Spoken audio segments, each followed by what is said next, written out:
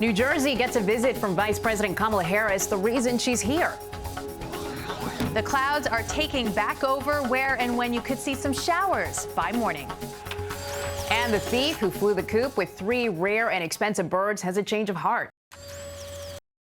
This is News 4 Now for Friday, October 8th. I'm Gilma Avalos. Vice President Kamala Harris paid a visit to New Jersey today. She came to stress the need to get vaccinated against COVID-19 and to highlight the child care provisions in President Joe Biden's $3.5 trillion spending plan.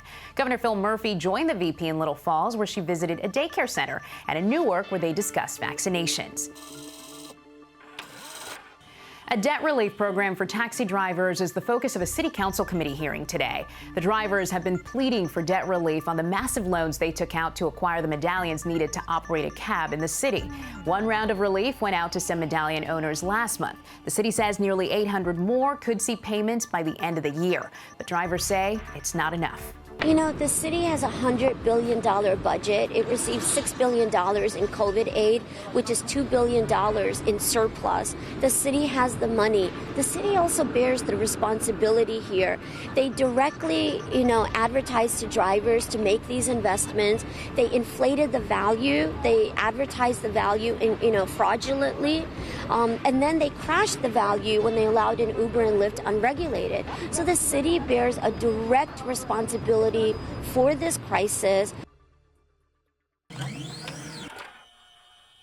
3 exotic birds stolen from a New Jersey pet store are back at the shop this morning. Surveillance footage shows a man returning them to the Patterson Bird Store before quickly taking off. The store is crediting social media with outing the thieves. Surveillance cameras were rolling Saturday when a man plucked the birds from cages, then stuffed them into a bag. A little boy stood watch. The man who returned them left a note. The note was begging for forgiveness and please don't include his wife or his child in this. There was so much social media on it, and then the news coverage that, you could see the identity of everybody. The birds are worth a total of $1,800. The owner says they look thin and are now being treated at the store. And you don't see this very often in the city. The NYPD's Harbor Unit spotted this dolphin pod while patrolling near Jacob Riis Park in Queens. There were at least 4 dolphins in that small pod. Tina, the Tina Turner musical, returns to Broadway tonight. The show is sold out, but you have a chance to win tickets for $45 for tomorrow's show. The online lottery opened up at 9 a.m. We're told you'll find out within minutes through email whether you've won. Winter returns to Bryant Park before Halloween. The Bank of America Winter Village at Bryant Park kicks off its 20th season Friday, October 29th. It features the city's only free admission ice skating rink, holiday shops, and plenty of food and drinks. The Winter Village will run through March 6th.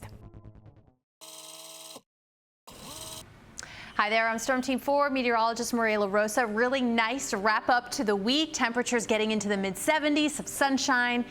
That goes away tonight. We start to see the clouds really increase, mostly cloudy evening, temperatures dropping into the mid-60s, low 60s by tomorrow. While most of us will be mostly cloudy, there is that chance even as early as tomorrow morning to see a spotty shower. So the flow has changed. It's not out of the north anymore. That east wind going to bring in all of that moisture. And in fact, we're going to start to see a very uncomfortable wind tomorrow out of the east. 10 to 20 mile per hour winds possible as early as tomorrow, but by the afternoon, looking at those gusts 20 to 30 miles per hour. So definitely a change up. Starting off temperature wise, cloudy and 56 in White Plains, down to 61 in the city, 60 in Merrick, and low 60s in Newark, where we stay in that territory, low 60s for most of the day. As more and more Broadway shows return from a hiatus caused by the pandemic, so do more and more Broadway legends. New York Live introduces us to one. If the neon lights are bright on Broadway, then nobody shines brighter than the woman I'm going to introduce you to today. Well, I will say I feel very lucky to be here with Irene Gandy. Guys, we are talking about a Broadway legend right here, press agent, producer. So we're sitting at Irene's table right now at Bond 45. She has her own table. So I just want to set this up for everybody. Do you know how many Broadway shows you've worked on? Over roughly? 100. Over 100. Because I've been working 50 years. And just explain to everybody, what a press agent does. Because I will say it's not very often doing my job that you do sit down with a press agent in this way? We're the liaison. We do whatever we have to. We promote ourselves, because if we don't promote ourselves, then we cannot get you to do a story. There are also many people in this world who won't ever understand what it is like to be the only in something. And for a very long time, you were the only Black press agent in your industry.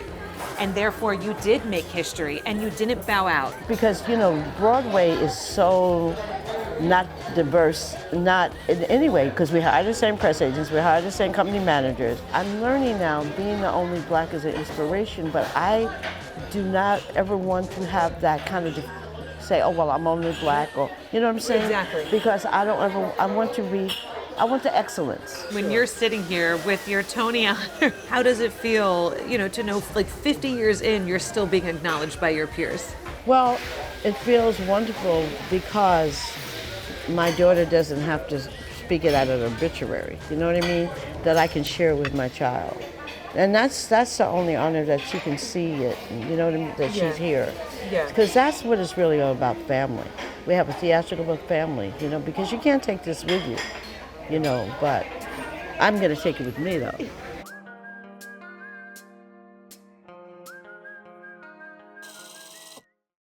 Hey, what's up, choir kids? If you love to sing like me, then NBC4 wants to hear your best song. Now's your chance to enter the NBC4 Star Choir, the holiday singing competition. Winners will perform on Christmas in Rockefeller Center. Go to NBCNewYork.com/choir and upload a video of your choir performing. You could be a part of New York's biggest holiday show. Star Choir, the holiday singing competition on NBC4 New York. Enter now. And watch The Kelly Clarkson Show weekdays at 2. A parking lot on Staten Island is getting the attention of not only historians, but also local leaders and even a documentary filmmaker. Not for what it is, but for what's underneath it. News 4's Mark Santilla has this exclusive story. On the north shore of Staten Island, 4 miles from the ferry terminal, is a rundown, half-empty parking lot. And Heather Quinlan cannot stop talking about it. This is known as the Forgotten Borough, and this is a forgotten corner of the Forgotten Borough. The corner of Forest and Livermore is unremarkable until you learn what's there. Who is there? Even though it's a parking lot, it's also a cemetery. Beneath the surface, buried under decades of change and neglect, lies the African Methodist Episcopal Church Cemetery, also known as the Old Slaves Burying Ground. This was specifically for African American people. Some were slaves, some were the descendants of the enslaved, some were family, some were African American residents who never knew slavery. A final resting place for as many as 1,000 African Americans, many of whom helped build the very neighborhood that built this lot over them. Are you serious? I didn't even hear that. I had no idea. Wow. Wow. That's crazy. I'm from Africa, so I'm marching on my forefathers. I don't understand. There's no doubt about it. The black man has been lost in American history. Edward Josie is president of the local NAACP. Robert Perkins is district leader on the North Shore. Both want to get the Old Slaves Burying Ground back on the map. It's about knowledge that that place is there, knowledge that that place exists, and knowledge that those people that's there or have value. In Staten Island, Mark Santilla, News 4 New York. Thank you for joining us. We'll see you tomorrow.